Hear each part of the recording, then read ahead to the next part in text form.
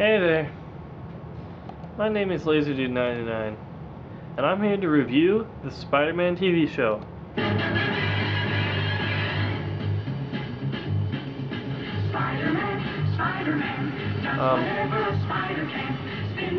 Guys, that's not the right TV show. Guys, hang on a sec. Okay. No, not that TV show. I'm talking about the Spectacular Spider-Man.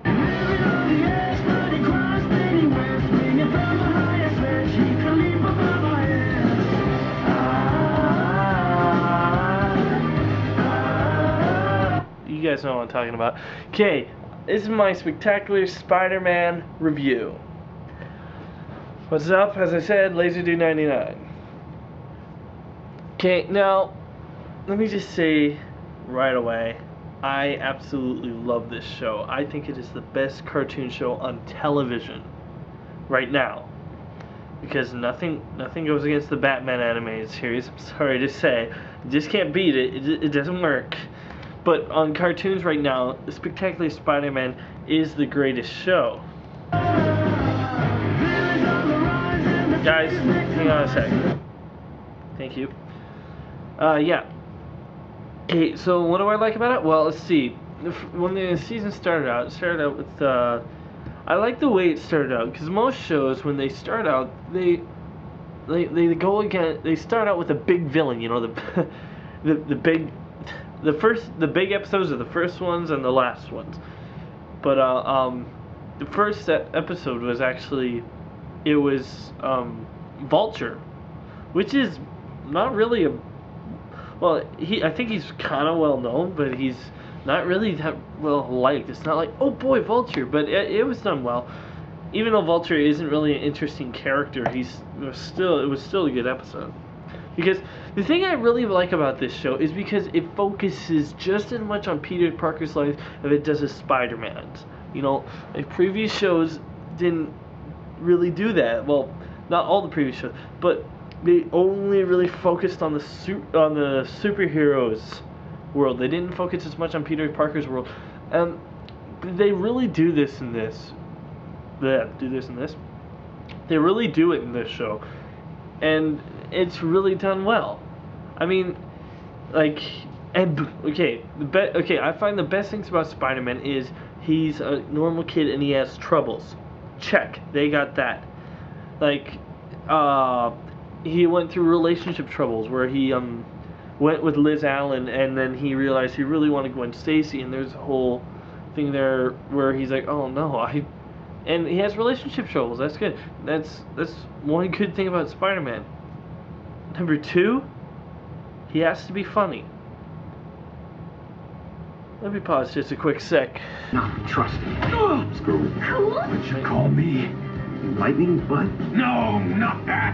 I'm Electro. I'm the Vulture. I called you a buzzard. Okay, this isn't Spider-Man. Let's go to...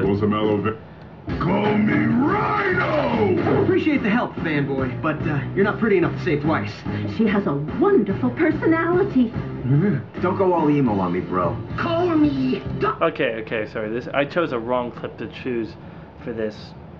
But okay, Spider-Man is hilarious in this show. I found myself like having to, since I don't always see it on TV because I have to go to church on Sundays when it's on.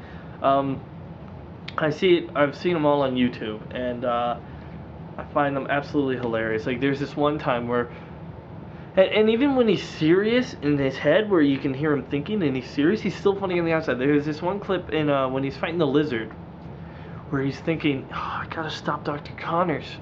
I gotta stop him and save him. And then he looks at the Lizard climbing the wall and he says, hey! Golly, the wall is my stick! Hey, you start spinning webs and I'm gonna sue! I mean, I was just like, oh man, that's Spider-Man. Okay, so number one, he has to have troubles. Check. Number two, he has to be funny. And he is funny in the show. Funnier than I'm giving him credit for. Blah, blah. Anyway, okay, yeah, troubles, that, and, oh, let's see, what else is there about Spider-Man? Well, definitely J. Jonah Jameson is in here.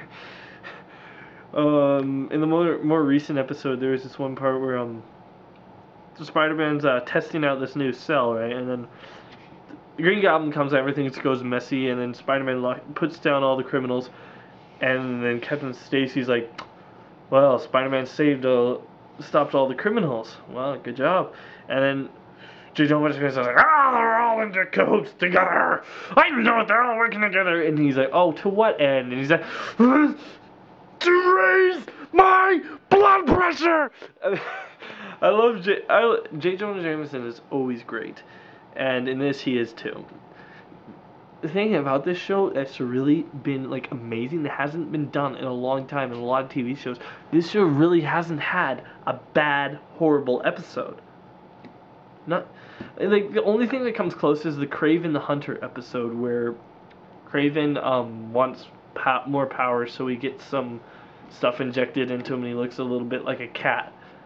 That's the only thing close to a bad episode it gets, but it's good because during the beginning I actually the first half of the episode I started gaining respect for Kraven because I never liked him before, and when he did that I just thought, who cares about him again? But it's okay. It wasn't a horrible episode because what they did was they focused on Peter. It show's about Peter Parker. It's not about the villains. But they do pay good tribute to all the villains. I can't see any of them that are done horribly. Some people are complaining how Eddie Brock, who plays Venom, is like in this show he's Peter Parker's like best childhood friend, and he wasn't that in the comics. Well, he's in the Ultimate Spider-Man comics, and so they decided to go with that. What's wrong with that? And okay, what I really like about this show is this show probably knows that it's a good show. It knows it.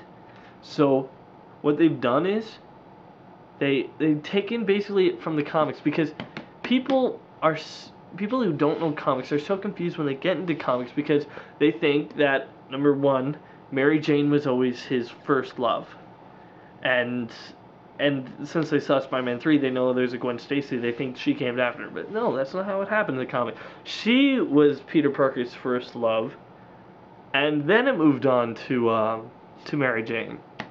But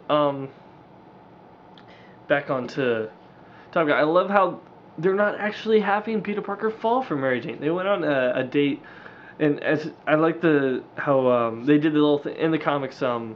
They were actually. Peter Parker was avoiding meeting Mary Jane, kept on avoiding it, and you never saw Mary Jane's face. And then they did the exact same thing in here, and they had that classic line where she says, "Face it, Tiger, you hit the jackpot." But what I like about this, they're not going straight for Mary Jane just because they did that in the movies. They're not letting the movies dictate who they are, what their show's going to be like. They're letting the comics dictate what their show's going to be like, and that's really good. And yeah, so. We know that in the end he'll probably end up with Mary Jane, but they're not starting it that way. He's going to Gwen Stacy right now.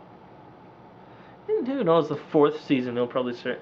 But what I really want to know is, for those of you who don't know, who aren't big comic fans, Gwen Stacy in the comics was killed by the Green Goblin. He well,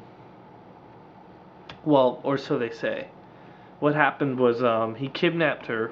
And then when Spider-Man came, he threw her off the Brooklyn Bridge, and Spider-Man, webbed down and caught her, and then tried to pull her up. But her neck was broken. So people don't know if the Green Goblin broke her neck and then threw her off to give Spider-Man false hope, or if when Spider-Man webbed and caught her, her neck snapped and he killed her. Of course, the ground would have killed her eventually. But anyway, back onto the Spectacular Spider-Man show. Like, okay, as I said, I don't see any villains who aren't done well. I love the way they did Doc Ock. How, in the beginning, he was actually just... he was weak. He was weak. Norman Osborn called it right out. He was weak. Plain old weak. Then that accident happens. He goes all bad. It's